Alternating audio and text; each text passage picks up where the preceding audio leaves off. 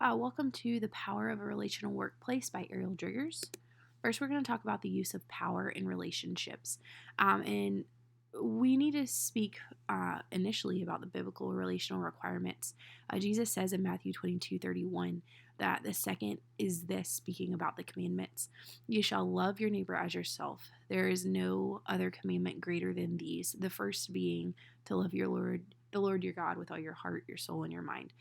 Um, while we're focusing on this second uh, commandment that he's speaking of, is because the first one is necessary for everyday life. But specifically, when we're talking about the use of power in relationships, we need to know that while we have power and different roles in the company, the first aspect that we should look at is not power, but it's love. God showed us, or Jesus showed us, this love when he came and died for us. And we need to show that kind of love no matter what kind of power we hold in the company, whether it is a great deal of power, you're the CEO, or whether you're a new hire who is just learning the ropes. That command to love your neighbor as yourself is going to be very influential in the success of your company. The company benefits based off of this requirement are building a community in the company. It creates a powerful foundation for client relationships and allows for trust and understanding. Those three things are vital to the success of a company. Continuing on that, when we're speaking specifically of power, in the workplace, power and structure are necessary. If we don't have people in leadership roles, then the company will crumble, as there's nobody at the head of that ship. Boucher in 2017 did a study, and the main focus of that study was disabilities, and mainly that this power and structure should not be affected by disabilities or differences. So if there is somebody in a leadership position or pursuing a leadership position, disabilities shouldn't have to be hidden or acted over in order for them to gain that position or that title, or for them to effectively lead in that position. Disabilities are not something that should be limiting in those aspects. Using power in relationships can be beneficial. So this is specifically structuring the company, giving motivation for upward mobility, and allowing for a chain of command so employees know what to expect and who to expect it from. If there's a new employee, they have to know how to do specific things and who to go to for those specific things. If there is, say, somebody who's been in the company for years and has a leadership position, they should know who they are responsible for and how to effectively use their power in those relationships. Authenticity in those relationships is vital as well. If a person is not being authentic in their relationship, then we lose trust. So internally, being authentic in all relationships is important. This is no different for those in leadership roles. Just because you are leading people doesn't mean that you get to be less of the person that you are. They should come first and the truth should come out. Authenticity allows for strong relationships in a tighter community. If we are presenting everything that we need to our employees or our coworkers, then we will have a tighter bond and a greater level of trust. And that will also impact us externally. If a company is crumbling in the relationship department, then that's going to show with different clients. So company relationships are vital. Authenticity should be a staple for the company as a whole. And in Proverbs 12:22, we see that lying lips are an abomination to the Lord, but those who act faithfully are his delight. It's very important for us to be authentic in our words and say what we mean. That way we don't run into various conflicts. And that just plays right into effectively communicating expectations to others. Johnson, when he wrote his book in 2020, he noted some effective uses of communication. So, firstly, he talks about presence, making sure that you are there and aware of what's going on and not just sitting there idly in a conversation. The next one is emergent unanticipated consequences. So, when communicating, know that what is being said around you and what is being said by you is going to have a consequence, whether it's positive or negative. Then, recognition of strange otherness.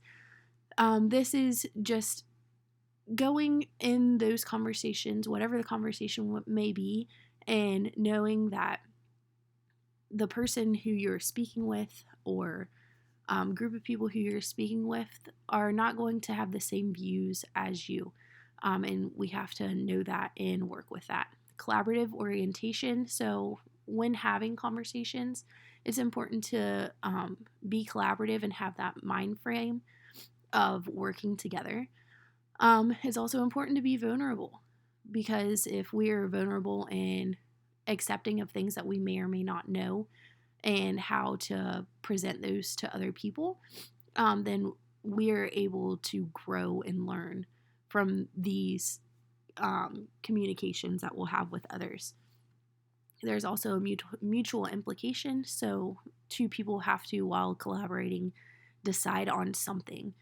With the temporal flow and genuineness and authenticity, we come back to that authenticity every single time, because if we aren't telling the truth or if we aren't saying what we mean, then we are going to run into some kind of conflict.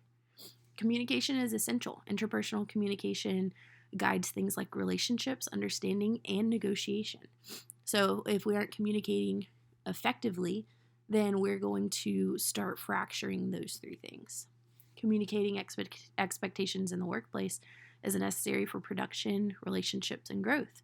And if we aren't communicating those expectations, then we aren't going to know what our production level needs to be. We aren't going to be able to build relationships because people are going to get frustrated and they aren't going to be able to grow in the company.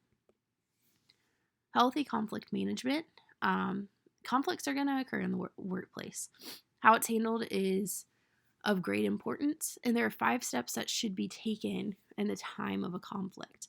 Step 1 is to recognize the differences between functional and dysfunctional conflict. So, when there is a conflict, we want to be working in that functional conflict aspect. Step 2 is take control. That specifically is of your emotions and of the situation. We can't be in control if we are letting our emotions run wild. So we have to control ourselves in those situations. Step 3 is identify your personal conflict style. Everybody's is different.